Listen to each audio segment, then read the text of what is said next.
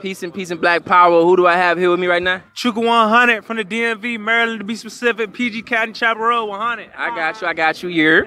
What about you, brother? CJ Obima, aka Ferrari, Mr. Obima Fever himself, live from the DMV. Okay. What about you, brother? OBA, but that's too simple. Keep it simple.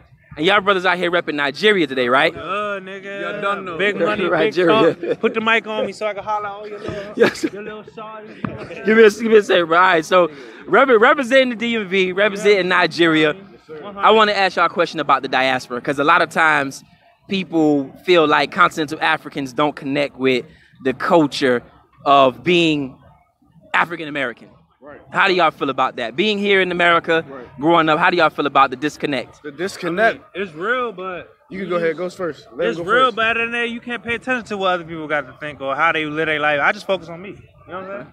What about you, brother? The thing about it is, Let me get. it's not about.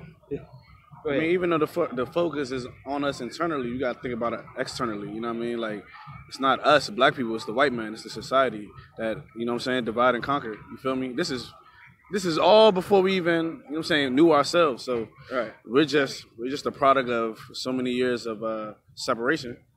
But let's go back to elementary school. Because we were really African, you know what I'm saying? Niggas used to clown the shit out of us. Used to join on our names, go on us, bully us, you feel me? Niggas, our brothers. Americans, you feel me? So now, we been hot. Nigga, Nigeria forever, we can never carry last. You understand what I'm saying? But like, now, we can never carry last. But now it's like, niggas want to connect to home, and they want a piece of the culture. Now it's cool. But it's like, okay, what about before? You feel what I'm saying? So now that's the disconnect. You wasn't fucking with us before, but now African booty can we contribute that to the lack of information or what you said earlier? The what's been going on before us? Knowledge is power, though. A lot of this is because of ignorance, though.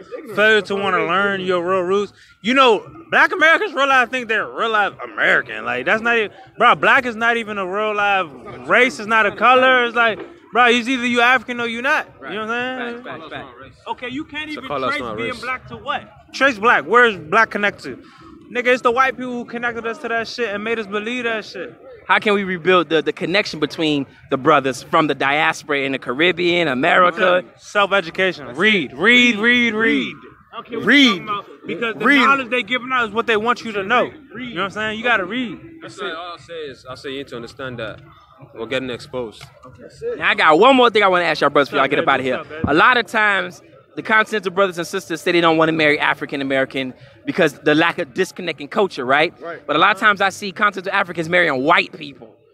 And it's like, hold on, if y'all say y'all not gonna marry us because we don't have the culture, then how y'all gonna take a white person, put them in an African garment, and then have a Nigerian wedding with them? And it's like, that's a hypocrisy in itself. nigga, you can't ask me that because I can never go that way. Yeah, nah, I ain't gonna lie. I ain't racist, but I ain't going that way. Because I love my black women. You feel what I'm saying? I can never, ever. We know why people don't fuck with us. Ain't no need to fake like they do. That's how I'm gonna keep it. You have to understand that everyone's not the same at the end of the day. That's true though. So people that fuck with the white people understand, and they've lived with those people and understood that, like, they're not biracial, or they're not kind of like jovial about their relationships. You get me? Like someone like me, I'm straight up from Nigeria. I'm not born here. I'm not American at all. I'm Nigerian. I just come here to study. You know what I'm saying? So, but like, I'm just here to do my thing. I'm here to represent. I'm here to take back home. You Yoruba or Igbo? I'm Igbo. I'm Igbo. Why you say Igbo? Igbo. My pronunciation may be off, brother, but you know what I mean, though. You multicultural wearing Yo, this man lit for real, man. This man lit for real. Yo, I appreciate y'all boys. Y'all got anything y'all want to say before y'all get up out of here? Hassan. Hey, Hassan. man, Hey, what's your Instagram, bro? Because I want to see this shit. Hey, shout out to brother Hassan and his entire platform. You know what I mean? He's trying to enrich and try to. West Africa and West Indies now. West Africa, You West don't Indies know. League You Cup. already know. West Africa, You West know. Indies You League feel Cup. me? Nigeria. Hey, man. Nigeria can never carry last. Sure you good. We can never carry last in this life ever. In fact, Yo, one thing I want to ask. You, right?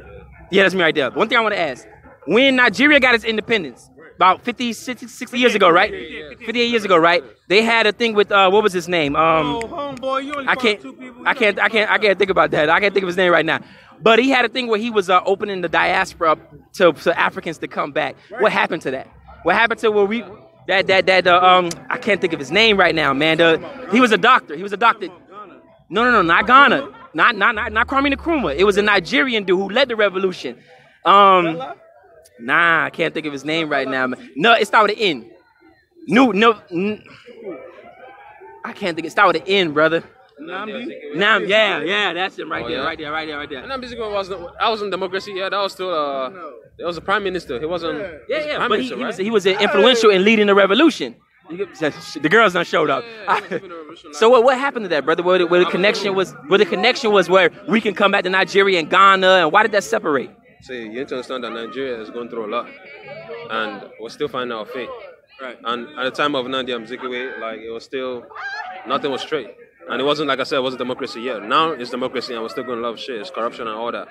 But I mean, if you know, you know. Nigeria's like a hashtag right now. Everyone's embracing the culture. And we'll have open arms to everybody. You get what I'm saying?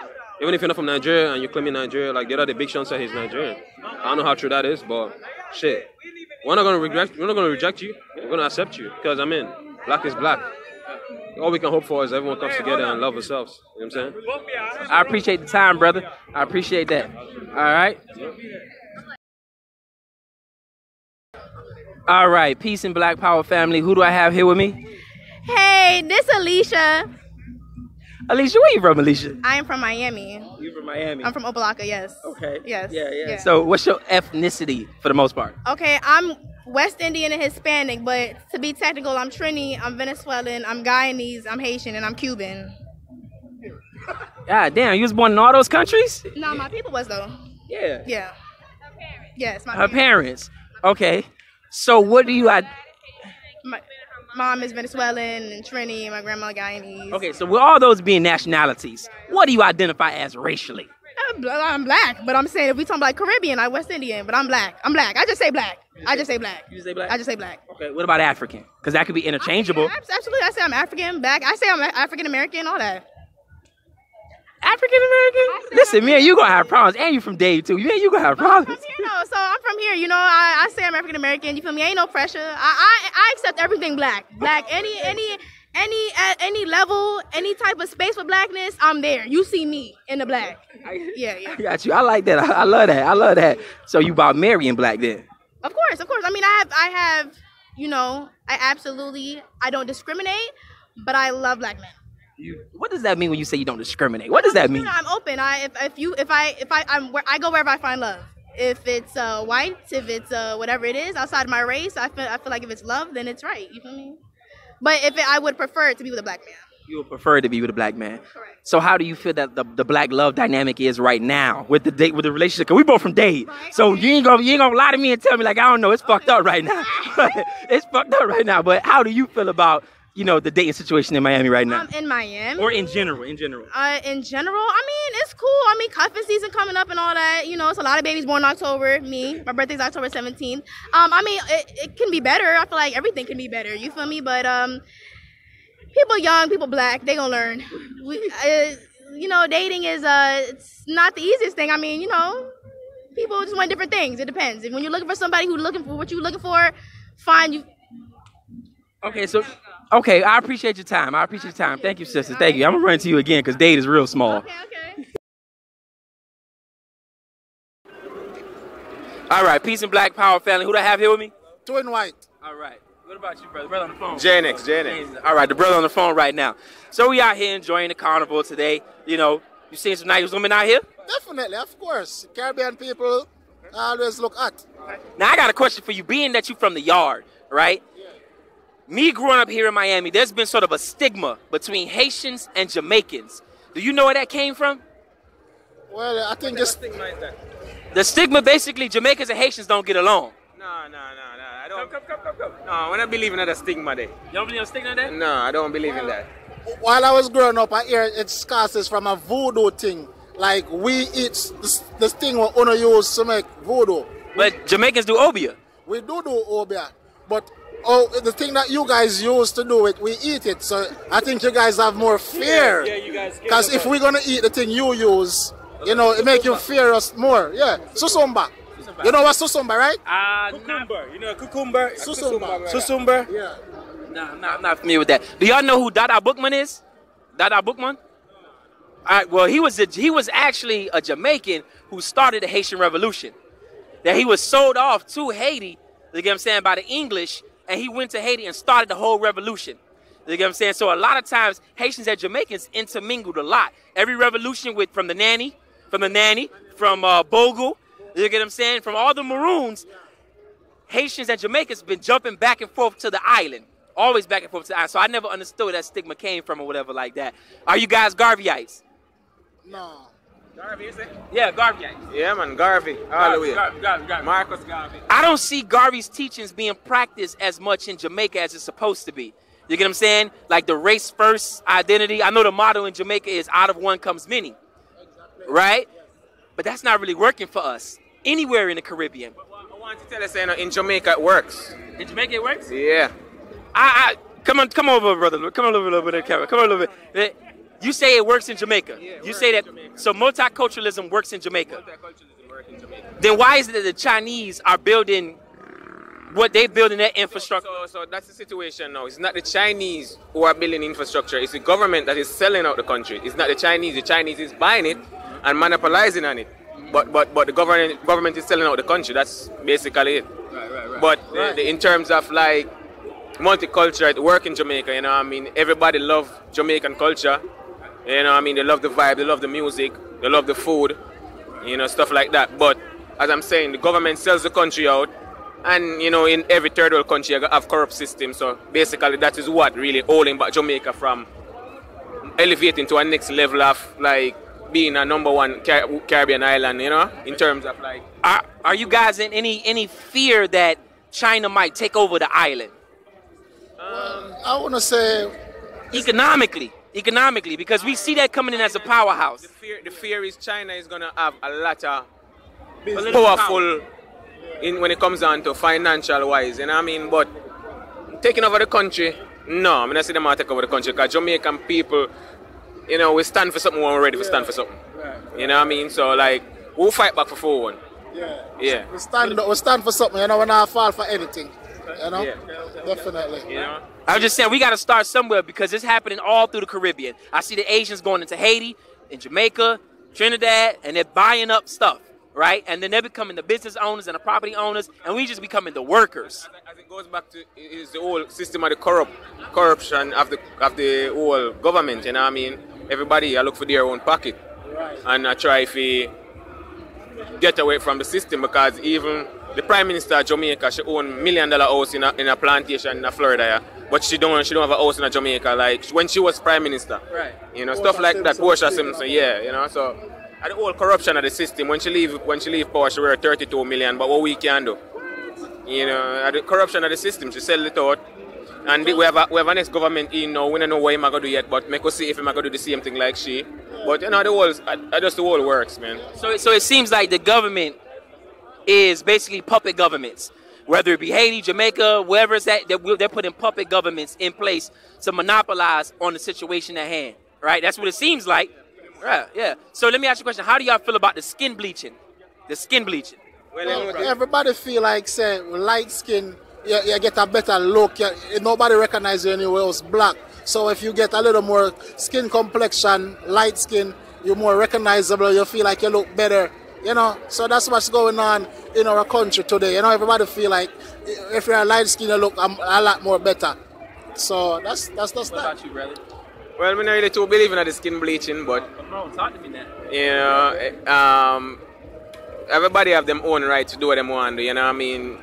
See, man want to change himself to woman these days and all of these stuff, you know. I don't necessarily condole with it. It's my opinion. I don't necessarily like it, but what me I gonna do? It's the system, you know. Yeah.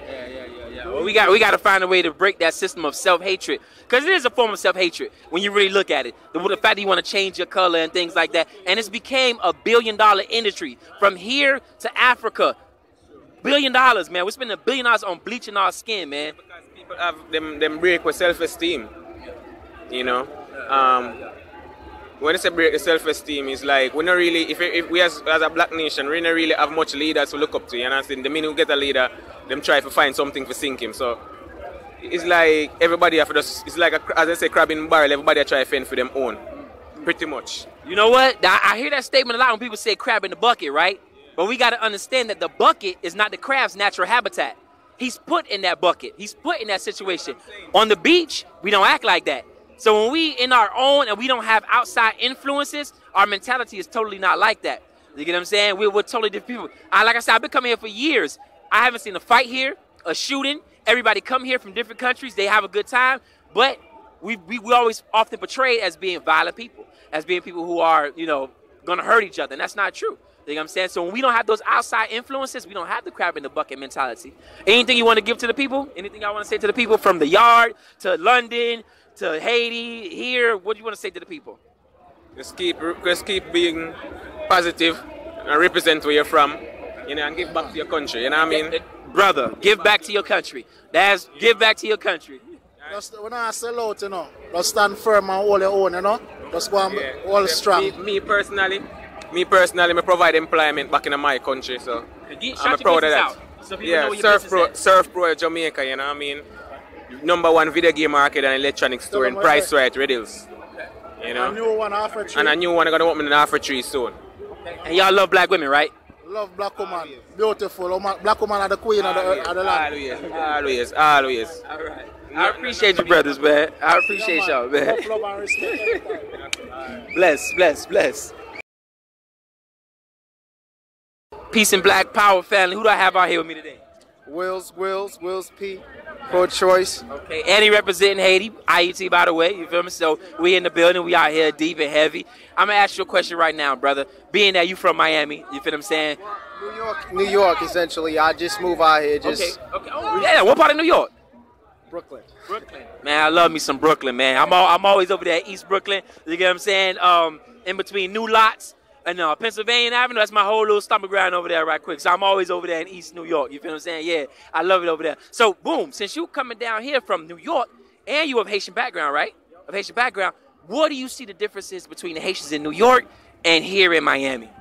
That's a broad question because a lot of people travel from New York and come here. Yeah. But I think the difference is since I haven't really experienced, maybe I should be looking at the camera. Yeah, nah, come on. You good. But since I haven't been really, this is my first time coming here. So yeah. I can't really say what the big difference is, but since so far the setup is a lot more structured. But you know, New York, Brooklyn, I don't know, maybe because it's just no space or it's just too much going on. It's hard to have structure with a lot of people, a lot of liquor, and a lot of music. It's just always a bad vibe. Some shit always happen to go down. Whereas other places, even though the people come from New York, they tend to actually act according to where they're at, which is kind of, which is good. But if only they could carry that shit at home, just save everybody the trouble. But that's just what I see so far. I wish to go in there. So far, everybody's pretty friendly, even out here. Shit, the women's are beautiful. You already know. The women are definitely beautiful. We appreciate the women out here. So I'm going to ask you this last question because I've been asking everybody, black on black love. What do you see? What about downfalls? What do we need to improve on, especially as black men? I'm always harder on the black men because I feel like we the leaders of the forefront when it comes to this movement. A lot of people say I be simping and shit like that, but we are the leaders of this forefront. You get what I'm saying? So what do you think we need to do as black men to move forward? Damn, this question does not, but I'll try my best. Just give me like two answers. I think as a whole, we just need to really take responsibility for our actions, right? Like the first thing we do is, I've dated, I know this topic is broad, but I'm gonna just hit it right in the meat, right? Yeah. I've dated white women, but I've realized there is actually a direct target behind interracial marriage. So I no longer really support it, but I do have friends that's already married with white folks. I have white people that's like indirectly connected with me, you know what I mean? But at the same time, right now, my decision to actually preserve my race and focus on my culture, because I know we're being hurt the most in every area you could think of. So as if I claim to be a leader, I have to be the change that I wish to see. So what I choose to do is be the man that I wish to be. And if anybody behind me wish to follow that, they can. But I choose to still love everybody the same, despite where you've gone or what you've done, because it does not really define you at the end. But one thing I say is, me personally, I try to have my coffee black. No chaser. That's the only way to have it, baby. Because it just make more sense. You know what I mean? So, you know, and that's what made you. You know what I'm saying? And I know you love yourself as being an African Haitian. You love who you are, and you want something that looks like you and has the same attributes as you. You know what I'm saying? So there's nothing wrong with that. We should never be ashamed of saying that I want black children with a black woman and create black families. You know what I'm saying? We should never be ashamed of that. But another thing that make me so like interracial marriage is really because, like, I literally know people, dudes personally that fucks with white girls simply because, well, it's a lot easier. That's according to them. Right, to them. You see? But they still put in the same amount of work that they would have to put in to talk to a black girl. But I think some people don't understand that, and what I've come to realize is that all to do with self-esteem. So I would say parents have a lot to do. Mothers, like, that literally shelter their son. Like, that shit, this nigga turned into a fucking baby, and every grown women out here gotta wipe his ass, and that shit don't make sense. And that sense of security really come from the parents as they, when they growing up. So the parents really have something to do in that, letting them really express their masculinity and not to feminize them, since the world is already fucking doing. But so I appreciate the time, brother. I appreciate the build. You get what I'm saying? Appreciate seeing you out here. You get what I'm saying? Nah, listen, man. We out here, man. I appreciate it. Who was out here last year and interviewed, you feel what I'm saying? Go ahead and introduce yourself, brother. What's up, everybody, man? This is Royalty. Or you can call me Jay. We back in here year 2. Me and the big dog right here, man. It's a vibe. Nothing but love and positivity, man. Holding it down for the culture. You know what I mean? It's a vibe. It's definitely a vibe, man. Peace, positivity, man. You know what I'm saying? Let's get our money. Let's show love. Let's stop killing each other. There's hustle. However you hustle, you know what I'm saying?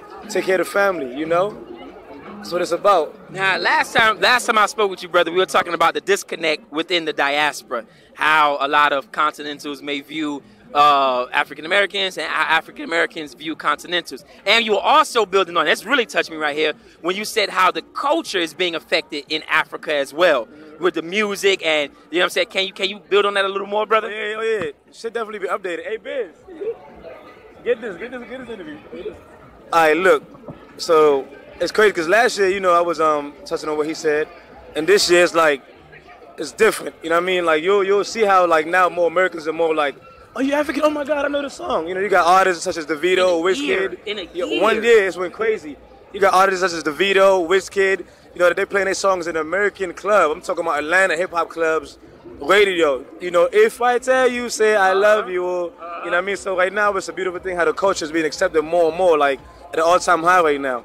You know what I mean? So that's what's up, because I'm not really with the separation, but it's a vibe. And you know what? A lot of people do think that, Africans don't mess with us and all that type of stuff like that. And I'm like, nah, that's the whole stereotypical thing that's to divide us or whatever like that. But it's crazy, man, that in a year, the culture has changed where more black people in America are accepting their African roots and coming in connection with their African roots. You know what I'm saying? And to that degree, brother, let me ask you a question. Got to look around right quick. How do you feel about interracial dating? I'm not gonna lie. I mean, it don't bother me. You like what you like. I'm not, I don't like how people be like, oh, he shouldn't date with a white woman, or he shouldn't. You know what I'm saying? Like, you like what you like. You know what I mean? If you fall in love with somebody, she's white, she's white. You fall in love with somebody, she's Asian, she's Asian. You know what I'm saying? What about you though? What about you? How you feel? Listen, everybody already know I don't deal with the interracial at all. It's a black woman or it ain't nothing. You feel what I'm saying? That ain't happening. You feel me? Because my preference, of course, I love my beautiful black woman, but I can't be upset at another man for liking what he like. We should be though. We should be. We should be, because to be real with you, statistically, black men don't live longer than any other race of men. So that means that everything that we create on this earth, when we die, is going to go to a white woman and a white race. So we have not learned to create generational wealth to that degree. You get what I'm saying? So we gotta be more mad at black men. Like, oh, brother, you committing treason right now because you're giving away, you get what I'm saying, all of our natural resources and whatever we got. One last question for you, get up out of here, brother. I know you want to get hit, vibe and chill and everything like that. Any spots that we should think about going to Africa to repatriate? Places that we should think about going back home to that's more accepting to the diaspora? Man, a lot of places in Africa. I'm from Cameroon, so Cameroon, go to Uganda, go to West Africa. I mean, just Go everywhere. You know, you might get a little piece from Egypt, Jerusalem. You know. Yeah. Go everywhere. You know what I'm saying? And it's a vibe. Anything you want to tell black women before you go? Black women, we love you. You appreciate it. You know what I'm saying? It's all love. Be natural. Be yourself. Don't try to switch up for nobody, man. Fuck what they're talking about. Be yourself. Y'all be blessed though. We gone. Oh, Instagram is J Divine Black. Gotta get it out. Gotta get it out. I appreciate you, brother, again, another year. You feel what I'm saying? I appreciate my brother building with me, man. All right.